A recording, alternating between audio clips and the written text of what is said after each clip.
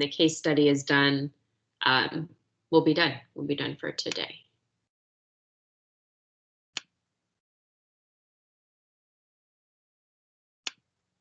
So chapter 14 is going to go over organizing patient care, and that it's really pretty self-explanatory. They're going to talk about the different types of patient care modalities. So like total care, where one individual does everything for the patient start to finish, a team approach. So they're going to talk about that. But when we talk about effective organizations, there are certain criteria that are needed in order for a healthcare organization to be effective. First, they have to attempt to meet whatever goals they've set. In doing that, there are other components that they have to be mindful of. They have to do things that are cost effective. Healthcare is expensive. Labor and supplies are two of the most expensive costs associated with running an organization.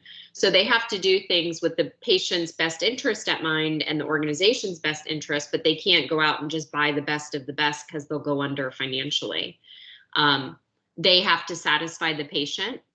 I don't know how much of or how many of you have been exposed to like the HCAHPS, the patient satisfaction surveys, but they have gained a lot of popularity, I'll say, in the recent years, and a lot of focus is put on patient satisfaction to the point of reimbursement sometimes even.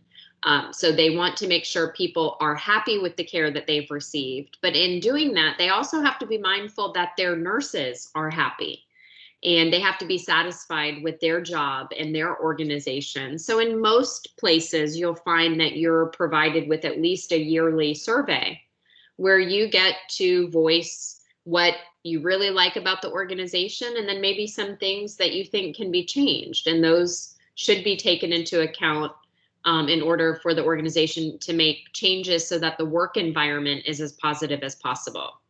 Allowing the nursing process obviously to be implemented, and then adequate communication has to be there. And that's amongst nurses with healthcare providers.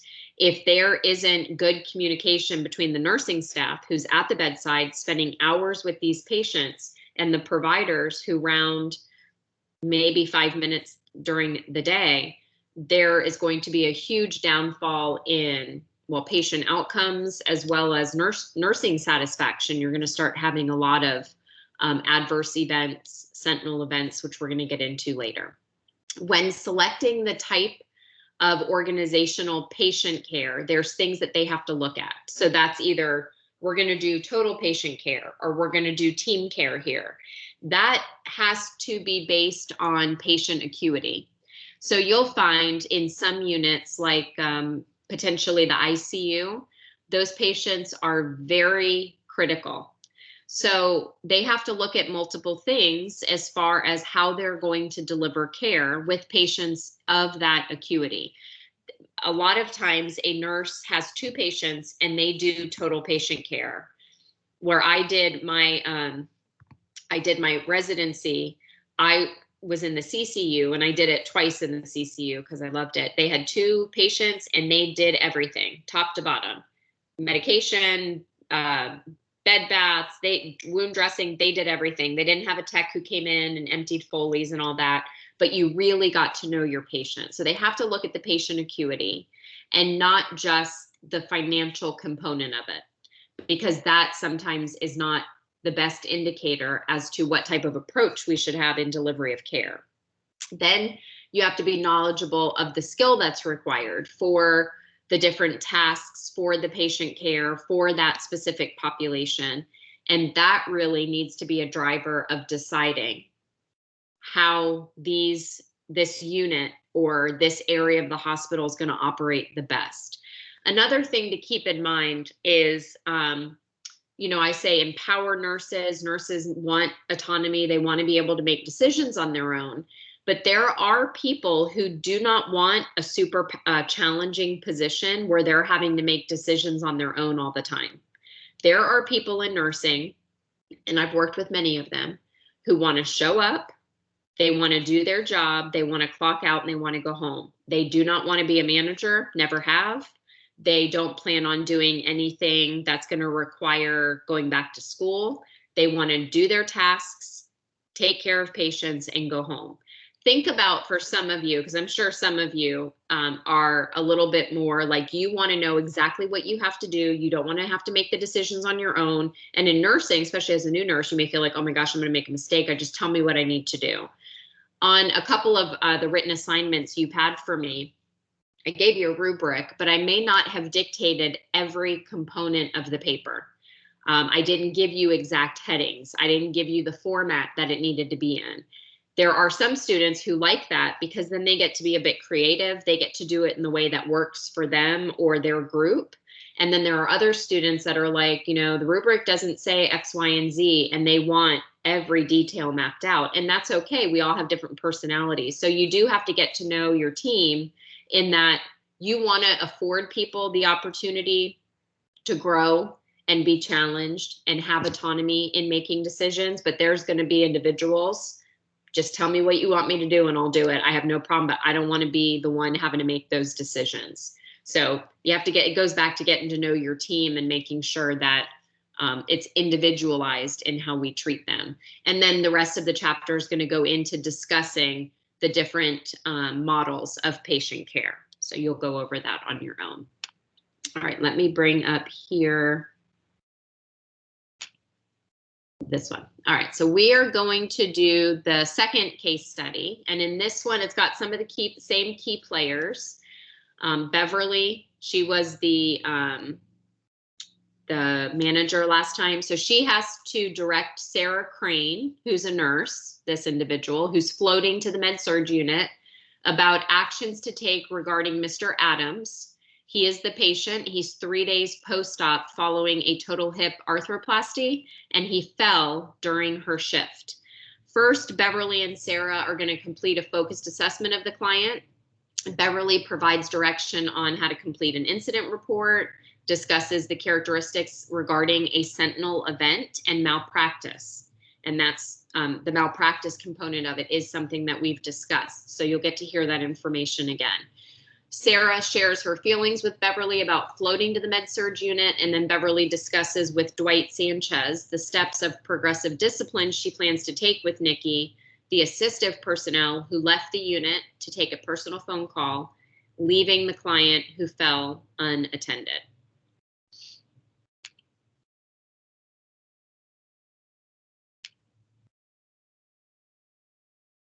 And is this showing well enough for you?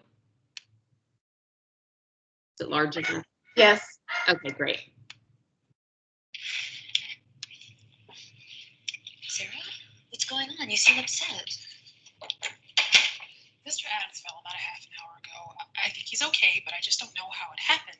I've been keeping such a close eye on him. You said he was okay, right? Yes, I checked his vitals. EP is 137/85, pulse is 92, respirations are 26. He has a small scratch on his left forearm, but he did not hit his head. I don't see any other signs of injury. His hip does not appear to be dislocated. He is alert and oriented to person, place, and time. Good. Did you notify Dr. Craig? Yes, I called the hospitalist first and then Dr. Craig. And that's another reason I'm upset. He's mad because I hadn't checked Mr. Adams' vitals yet, so I couldn't tell him what they were. And he accused me of not taking proper care of Mr. Adams. He's going to be here in a few minutes and he wants to talk to you. I told him that I was the nurse taking care of Mr. Adams when it happened, and he said he didn't want to waste any more time talking to me. Okay, thanks for letting me know. Let's go see Mr. Adams now. We'll complete another assessment.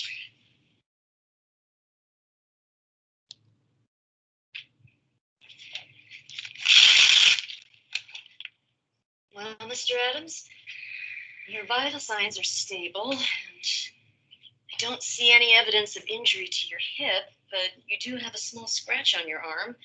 Can you tell me what happened when you fell? Well, I woke up and needed to go to the bathroom, so I turned on my call light and waited for what seemed like a long time. Nobody came. Eventually, I tried to get up by myself, remembering the hip precautions. When I stood up, I felt dizzy, lightheaded, and that's when I blacked out. Do you remember anything else? Next thing I knew, I was on the floor, and Sarah was squatting down beside me, calling my name and asking me what happened. Okay.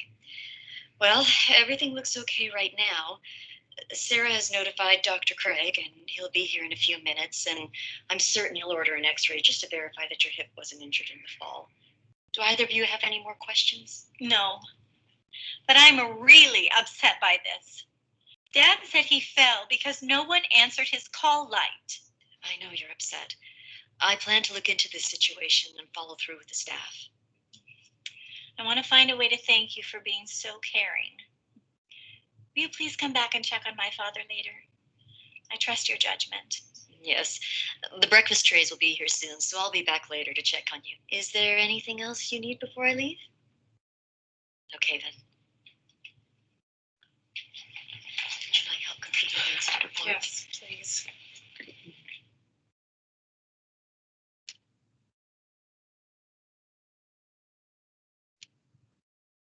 All right. Sarah's distraught about the events leading to the client's fall. As an experienced charge nurse, Beverly displays emotional intelligence in working with the nursing staff and with clients.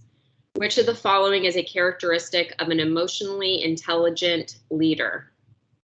It expresses sympathy, makes decisions without input from others, displays self-awareness.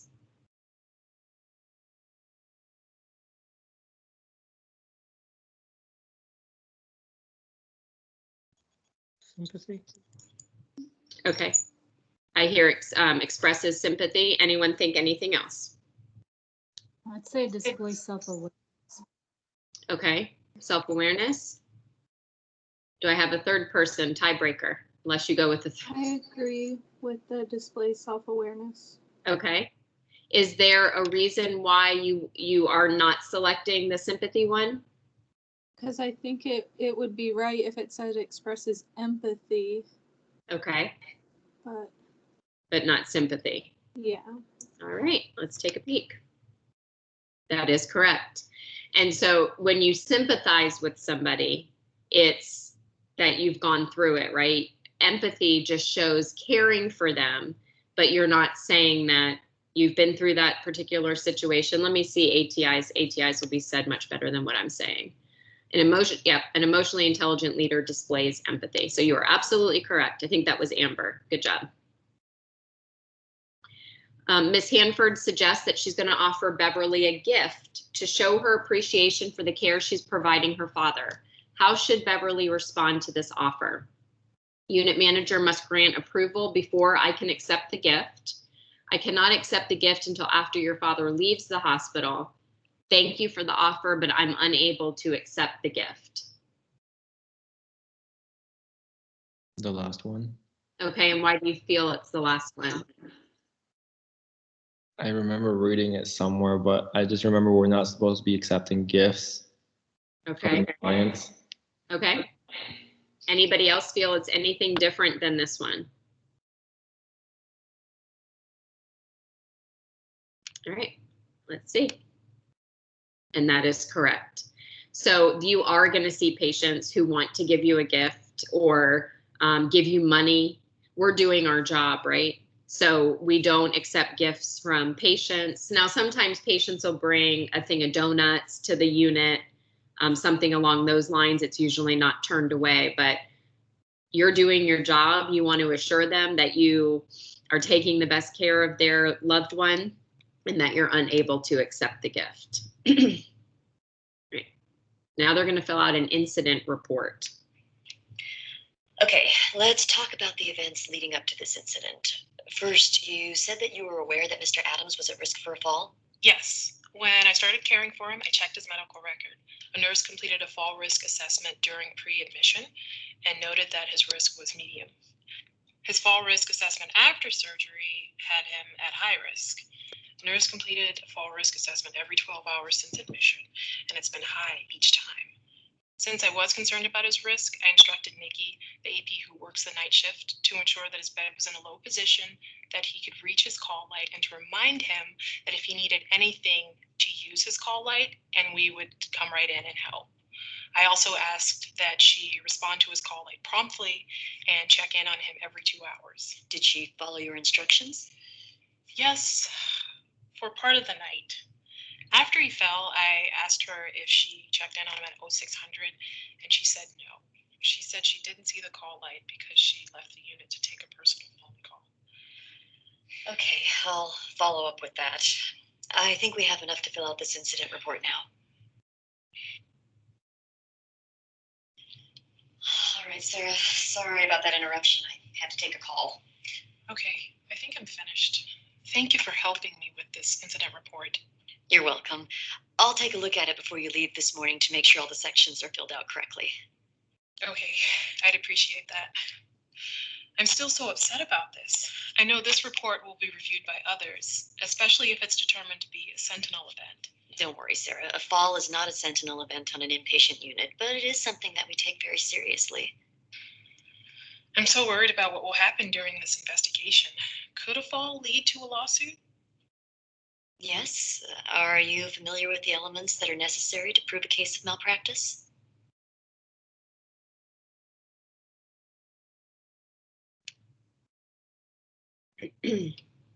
Beverly's reviewing the incident report completed by Sarah. Which section of the incident report should Beverly direct Sarah to revise?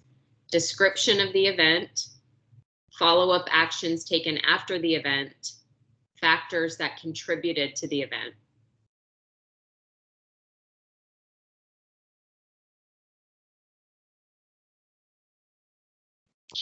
I feel like it would be factors that contributed to the event because I feel like you wouldn't want to include that someone took a personal phone call. Okay, good. Anyone feel it's anything different than that?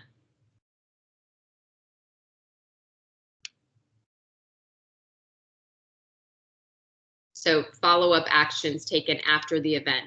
So factors that contributed to the event, I 100% agree with you that you do not put that the patient or the UAP left the floor.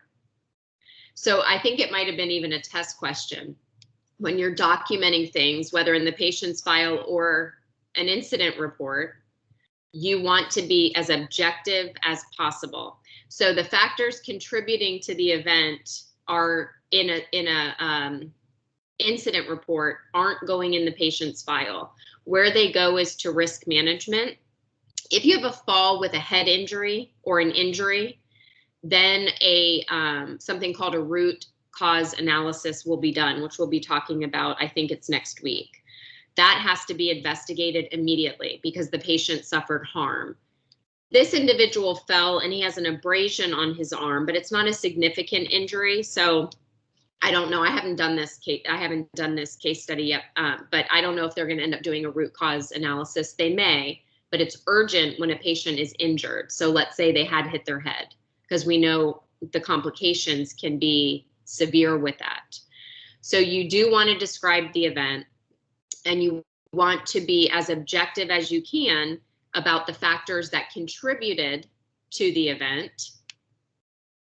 But the nurse documented that the client awakened from sleep, needed to void. So those are all kind of the surrounding events.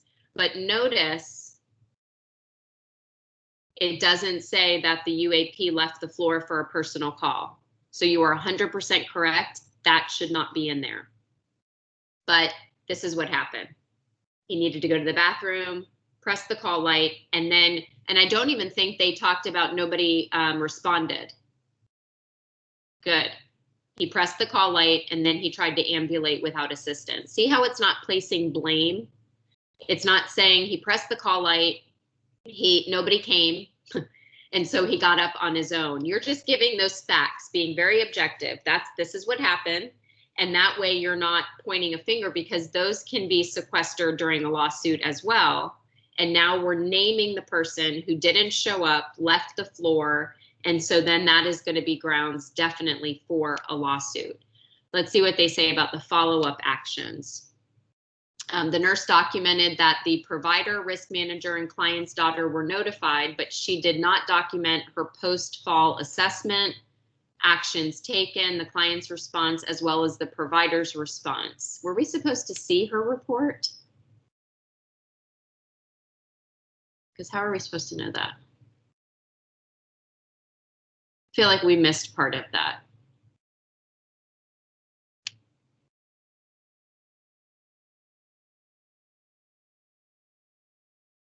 So she had some of her actions that were missing. Let me just click this real quick to see. Okay, let's talk about the events leading up to this incident. No, that's the same one we just watched. Huh, that's interesting. I feel like we didn't get a component of that. Anyone else feeling that way? Is there anything in the transcript? Can you click on that? Underneath. Oh, let me go back to review video. Maybe First, you said that you were aware. I thought it was just a verbal for people who are hard of hearing. Yeah. All right. So I'm not sure, but we didn't see what she documented. So. All right, let's hope we can answer this question.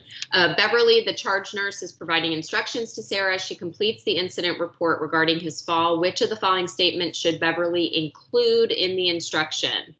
I will make a copy of the report for your personnel file. I will place a copy of the report in Mr. Adams' medical record. I will send the incident report to risk management to help prevent future accidents. So which one should she include? The last one. Is it? Yeah, the last one. To go to risk management. So anytime you have an event, the reason why you fill out an incident report is to have documentation, obviously, that it occurred, but also if they end up doing a root cause analysis, that is where a team gets together and they try to figure out what led to the incident occurring.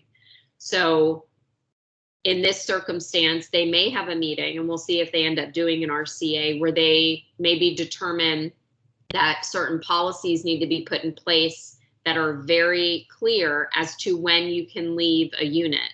Or maybe they are in place, but employees need to have, they need to read it every 6 months and sign a form. So what you're trying to do is mitigate this from happening again. So it could be a fall, it could be another adverse event. It goes to risk management because the last thing they want is for this to become, or this same incident happen again. And now the next patient who falls, because I think her name's Nikki, left the floor, hits their head or dislocated a new hip arthroplasty. So then it can become very, very dangerous. So that is correct. It does not go in the employee's personnel file, and it never goes in the patient's file. So those types of events. So let's talk, what would you document in his file? I don't know if they're going to talk about this, but what should go in the patient's record?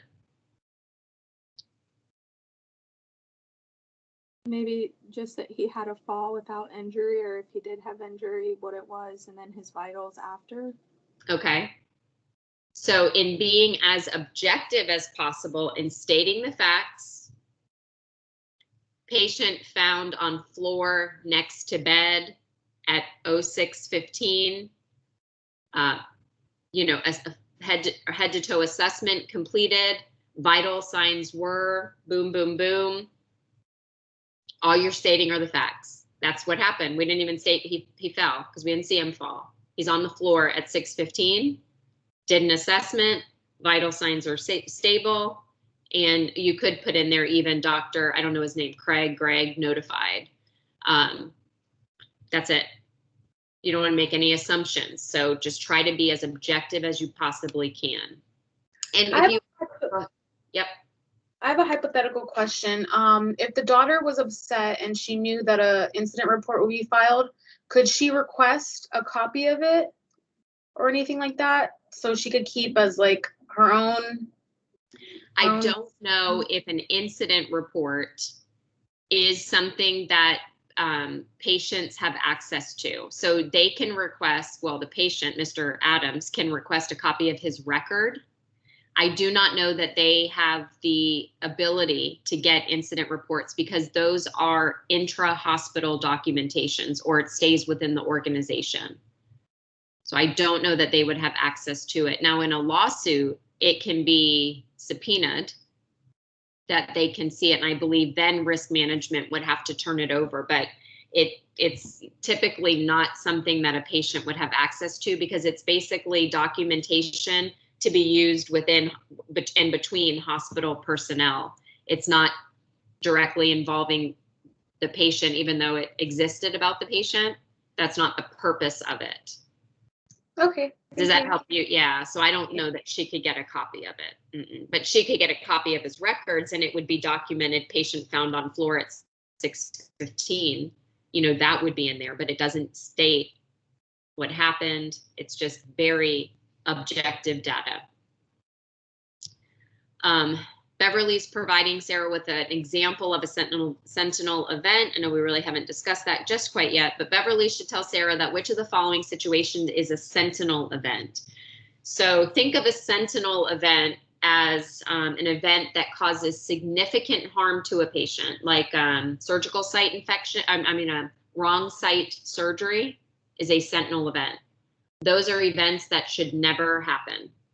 So let's see the three that they give us. A surgeon intervenes when the nurse is preparing the wrong eye for removal of a cataract. A client has chest pain, checks himself out against medical advice despite the nurse informing him of the risks. A client who is receiving treatment for depression in an inpatient setting commits suicide.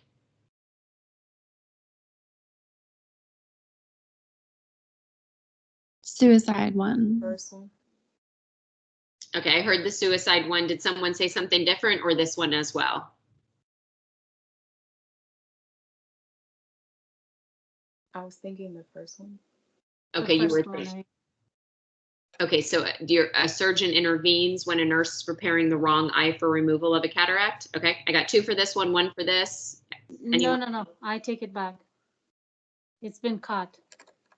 Okay, so which one would you agree with? The suicide. Okay, let's see.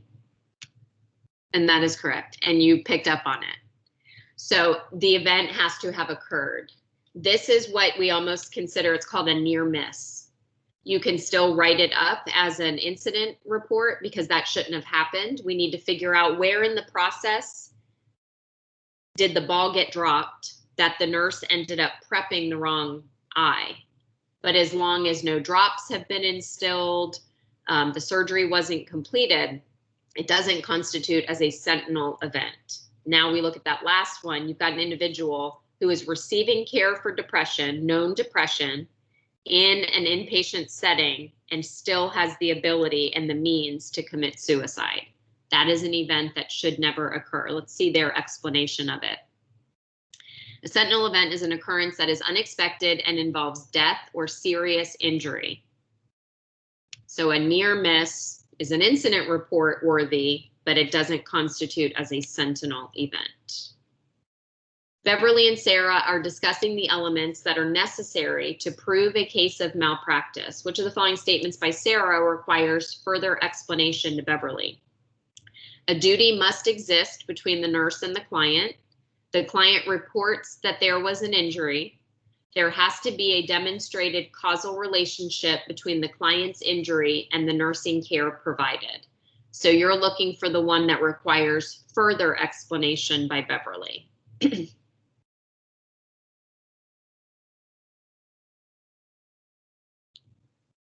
So the incorrect one.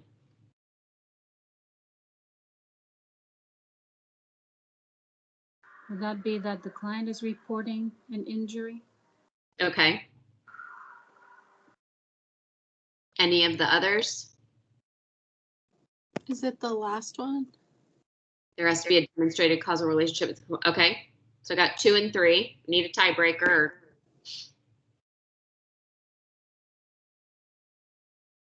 Necessary to prove a case of malpractice. The second one. You picked the second one. So I have 2 for that one. Let's see. And that is correct. So a duty does have to exist between the nurse and the client. So it has to be that that nurse was tasked with the assignment of caring for that patient, and the nurse had a duty to provide care. There has to be a relationship between the client's injury and the nursing care or potential lack of nursing care that existed. A client can report there was an injury. It doesn't mean there was, and it does not mean that the nurse caused the injury. Let's see their explanation. To prove liability, there must be evidence of injury, which could be physical, financial, or emotional.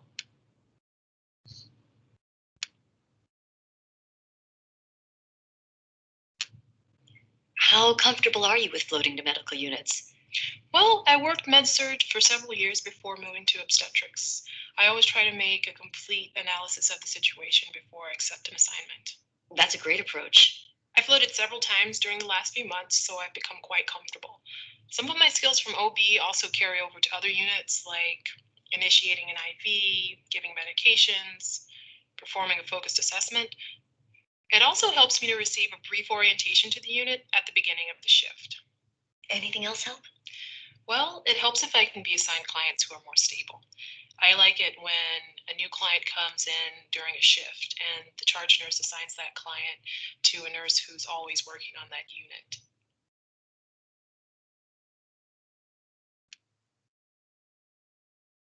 Beverly's discussing with Sarah clients that she would consider herself capable of caring for should she float to that unit again. Which of the following assignments is the most appropriate for Sarah? And she just explained what her background is. A client who has had a colon resection and is being discharged, a client who has cancer and is receiving TPN, or a client who has anemia and is receiving a blood transfusion. So think about what she just said and explained about her history and comfort level.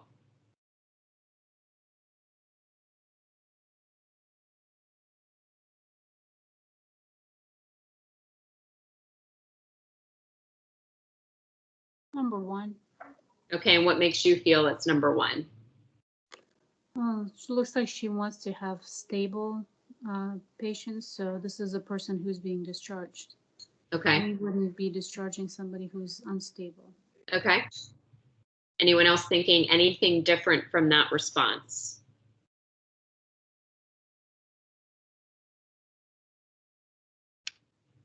All right, Uma. This is saying a client who has anemia and is receiving a blood transfusion. Being that that's something that's appropriate. I would also agree with you, Uma, in that this is something outside of obstetrics that she's not used to. But you're right, if a patient's getting ready to be discharged, now you can have somebody on discharge go south really quick. We've been helping a patient get dressed, getting ready to go home, completely stop breathing. Maybe that's their rationale behind it. The client may not be prepared to provide the teaching, the proper training and supervision. All right, I see that, but I do see the fact about stability. So I would almost fight that answer in agreement that if they're being discharged, they're not unstable. And their rationale is that they give blood transfusions in obstetrics all the time. So Sarah informs Beverly that she makes a careful analysis of the situation prior to accepting an assignment to float. Which of the following actions should Sarah take when making the decision to accept or reject an assignment? Inquire about the consequences of declining the assignment, request specific information about the assignment, or determine whether she has the expertise to care for the clients. Which of the actions should she take first when making the decision to accept or reject?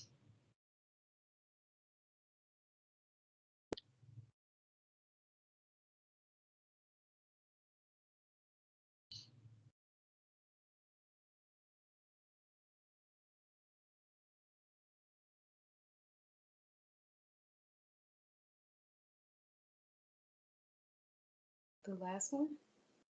Determining whether she has the expertise to care for the client. Okay. The last one. You think it's the last one? Yeah. Okay. Anyone else? All right, let's see. So that is important. That is an important step, but the first thing that they would have to do is get more information about it. What types of patients are they going to be caring for? Once you have that initial knowledge regarding the unit, then you have to make the determination if you're experienced enough with those types of clients. So the first step, and see how I read the question, read the responses, and went back and looked at that question one more time, because sometimes we forget exactly what they're looking for. So making sure we're doing something first, we need the information first in order for us to make a decision as to whether or not we're capable of providing care. But then after you have the information, I would say that is the next step for sure. Oh, good morning, Beverly. Good morning. Thanks for meeting with me. I'd like to review the events that led to Mr. Adams' fall, and I'd also like to talk about my plans for my meeting with Nikki. Okay, so Mr. Adams is on fall precaution. Was he at a high risk of falling? Yes. All right, tell me what happened. His bed was in the low position with the 2 top rails up. His call light was in place and there was adequate lighting in the room. He was wearing non-skid slippers and told to call for assistance before getting out of bed. He's taking metoprolol and hydrochlorothiazide for hypertension. He said that sometimes he gets lightheaded and dizzy if he gets up too fast. I think that's one of the factors that led to the fall. This may have been prevented if Nikki had answered his call light or checked in on him at 0600. Have you talked to Nikki about this? Yes, before she left this morning, and she said she feels terrible. She didn't check on him at 0600 because she was busy and he'd been fine during all of the other checks. Did you ask her about the call light? Yes, and she said she didn't see it. But the incident took place when she left the unit to take a personal phone call. I'm going to follow up on that with her tomorrow morning at the end of her shift. All right. Is there anything else? No. When you speak with her, please emphasize that we're concerned with the safety and quality care of our clients and how she can play a part in upholding our standard of care. Certainly. All right. Is there anything else? No. Thank you, Beverly.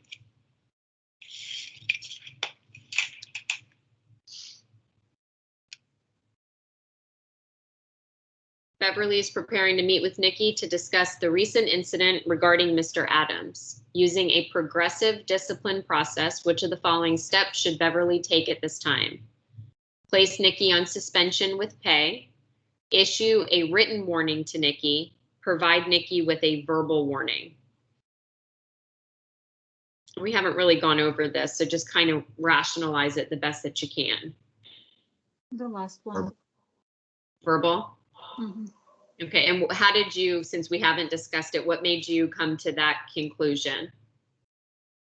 Well, considering that, I mean, there was no history that we have heard of that she already had that conversation. So I would imagine you would give them a chance to, you know, have this experience, talk to them and say, okay, well, this is why we do this and whatnot. And then if it happens again, you'll proceed into the written warning. Good, and that goes along with the progressive discipline process. So even though it's, because you're going to probably see, well, you will, you're going to see topics on the practice assessment that we haven't had yet. Even if it's something you don't have necessarily the knowledge for, look at the words, think about it rationally. And if we're doing something in a progressive manner, and this is the first time you've made a mistake, we would hope that you don't get suspended immediately for that. So no history, haven't been spoken to regarding this before. So that is the first step. And then Uma's right, if it happens again, it then becomes a written warning. And it usually they'll state how many written warnings they can get. They can get put on probation where they're still able to work. But if any incidents happen within these 90 days, they can lose their job. So everything should be really well mapped out, but it has to be progressive. We don't just go, you made a mistake, you're out of here. We would hope that that would not happen.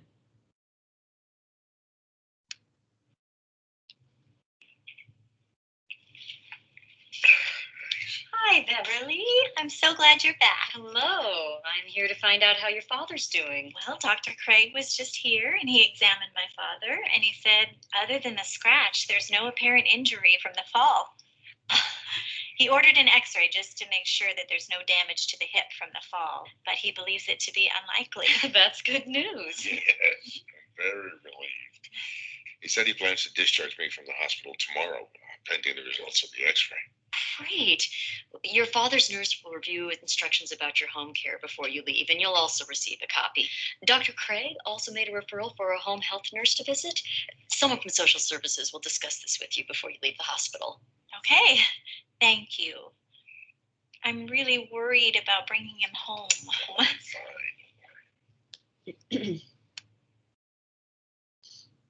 Beverly returns to check on Mr. Adams after breakfast. She is demonstrating which of the following ethical principles: fidelity, justice, or veracity? Fidelity. Anybody else?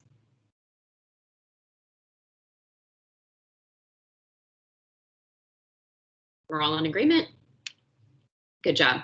So it goes back to, if you tell a patient you're going to do something, do it. Even if it's something small, even if it's just coming back in 15 minutes to pop your head in, you really build better rapport with patients when you keep your word, no matter how small the task is.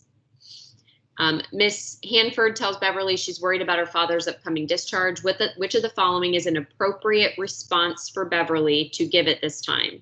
Tell me about your concerns. Will you be able to take time off of work to be with your father? Did you ask Dr. Craig about waiting another day to discharge your father? Therapeutic communication. Tell me about your concerns. Okay. Yeah, because you allow the patient to, or the daughter to explain her feelings. Okay, to give you additional information. Anybody else? Agree. Excellent, good. And so going back to just your basic therapeutic communication, when somebody is upset by something, we want more information. Tell me more. I'm noticing you're upset. Can you tell me a little bit about that? Beverly informs Mr. Adams and Ms. Hanford that Dr. Craig has made a referral for home health visits. Beverly tells them that during the initial visit, the first action by the home health nurse that they should anticipate is which of the following? First action, perform a home hazard appraisal, arrange for a home health aide to assist with hygiene care, or provide a referral for physical therapy. Goes back to prioritization, the first action. Number one. The first one. Okay, I hear 2 for this one. Anybody else? Number 1. And that is correct. So we've got to do that. It's part of the assessment, the appraisal, look at what is in the home environment. It's going to trump hygiene care as well as PT. Those things are important, but it's not the priority at that time. Excellent. Hopefully you see some benefit in these. I know some of the content we hadn't really covered, but just walking through some of the questions. That one was a little bit weird because I do agree with you on a couple of the responses that they may have been a little bit different with your rationale, but it's good to go through questions and kind of go through that process of identifying if it's a question that you're looking for a false response, a first priority action. So just kind of keep those all in the forefront as you work on your practice remediation. And then we're going to do a review before the actual ATI. So hopefully you will be prepared and ready to go. Any questions before I call attendance for the last time? Would the ATI be 70 questions?